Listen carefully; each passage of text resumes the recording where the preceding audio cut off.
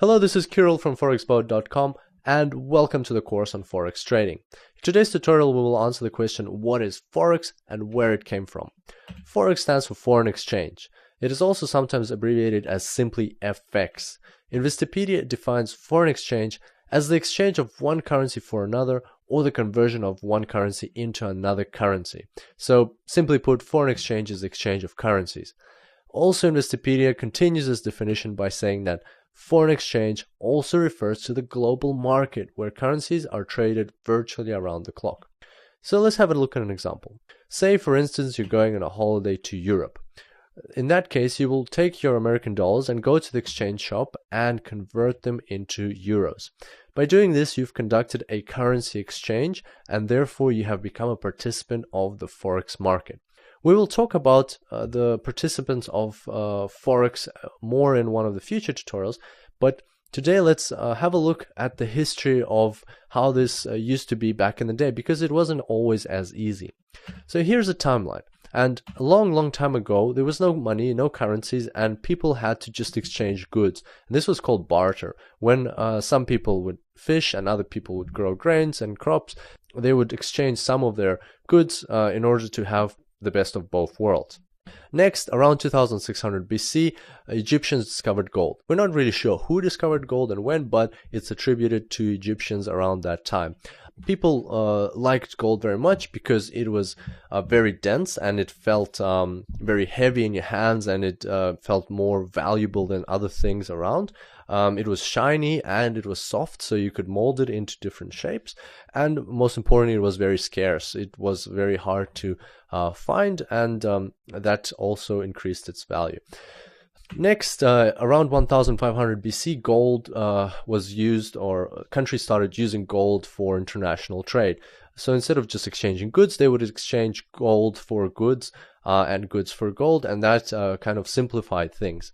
Then, to simplify things even further, around 700 BC, the first gold coins were created, and that was a very handy thing to have, because before that, people had to check that the gold that they're receiving is actually gold, and also they had to weigh it up. But by having gold coins, they could already know what value those gold coins are carrying, and that speeded up the process of exchange. So that's a bit of ancient history, which now brings us to the modern world. In about the 17th century, paper money started spreading across Europe, and around the 18th century it became so popular that it started causing tensions, because some people and countries were still using gold and silver coins, whereas others were actively using paper money, and there was no real connection between the two. And that is when the gold standard came into play. The gold standard was agreed upon in 1875, and basically what it meant was that currencies became backed by gold reserve of their countries. In essence, that means governments guaranteed conversion of currency into a specific amount of gold and vice versa.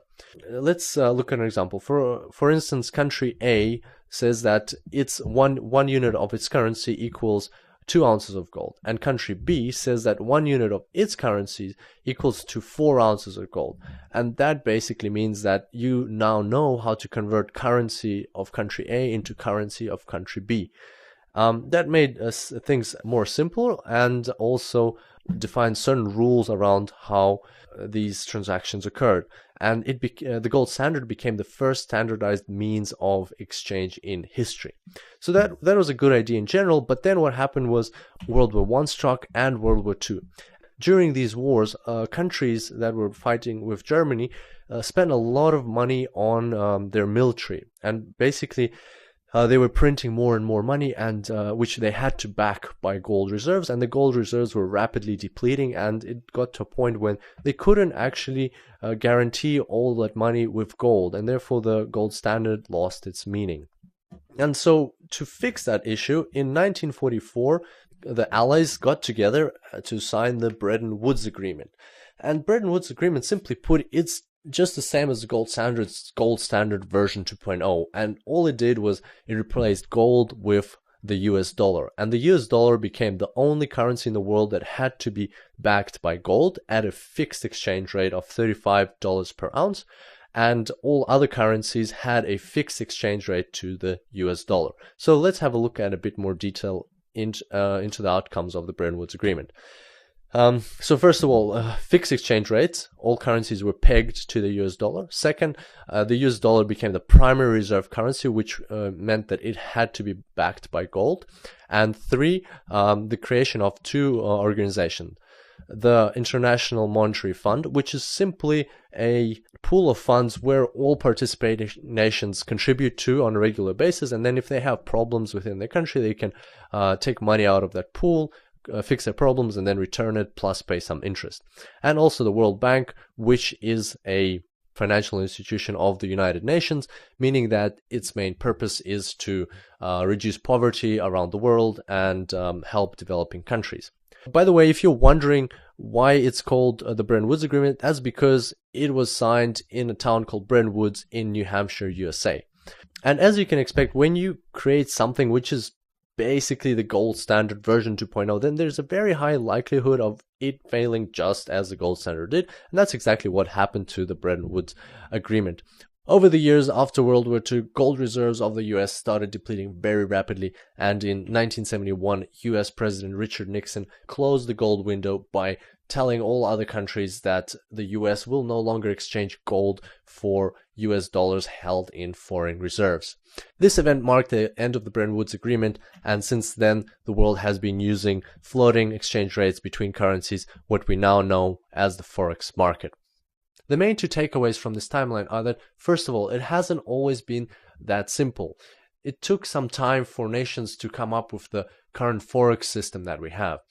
And secondly, that there have been several attempts at creating fixed exchange rates between currencies. For example, the gold standard and the Bretton Woods Agreement. And all of these events have failed because it is very artificial to put such constraints on currencies and try to control them. It also illustrates that the Forex market that we currently have is by far the most natural thing that should govern the exchange rates of currencies between each other. This brings us to the end of today's tutorial. I hope you enjoyed it, and I look forward to seeing you next time. Until then, happy trading.